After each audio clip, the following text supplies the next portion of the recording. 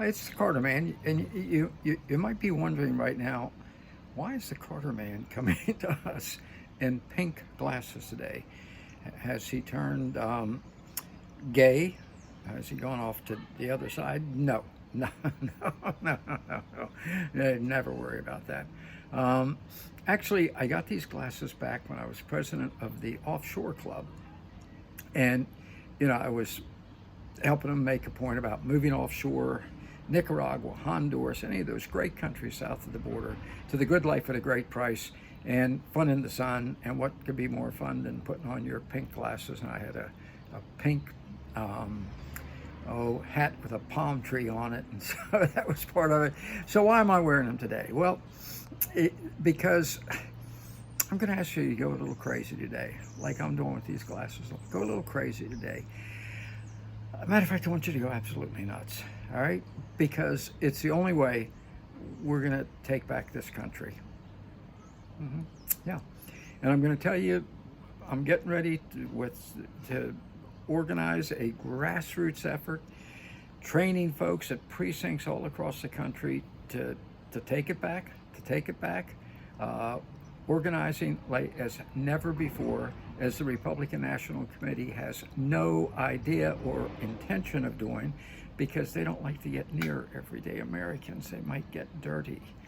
Um, the only time Ronna McDaniel, Mitt Romney's niece, gets near a real everyday American, trust me, is when if she happens to be standing on her sidewalk when the garbage men come by, or if she's standing out in her yard when the Latinos come to trim the hedge. I'm just telling you, they don't like Republicans, establishment Republicans, the Washington types. They don't like you.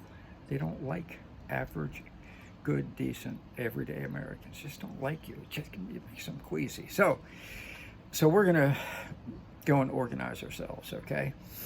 Trump called upon Ronna McDaniel to do some organizing yesterday, and I had to laugh. She has no intention of doing that.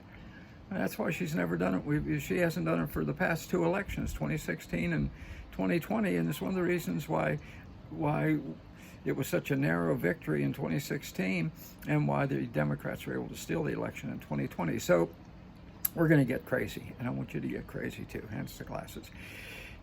I was inspired to do this by one of my favorite quotes that I'm actually going to read to you right now. It's short. Bear with me. It's short. Here it is. I have it framed. And in my office. Okay. If you pause there, you can read it. But I'm going to read it to you anyway, because it says everything that I believe in and that my whole life has been devoted to. You ready? Bear with me. It won't take long. Let me say it right. It's Steve Jobs. Steve Jobs. And when you hear the quote, you'll say, yeah, that's what he did. And that's what we all have to do if we're going to take back this country. Here's what Steve said. Here's to the crazy ones, the misfits, the rebels, the troublemakers, the round pegs and the square holes, the ones who see things differently. They're not fond of rules. You can quote them, disagree with them, glorify them, or vilify them.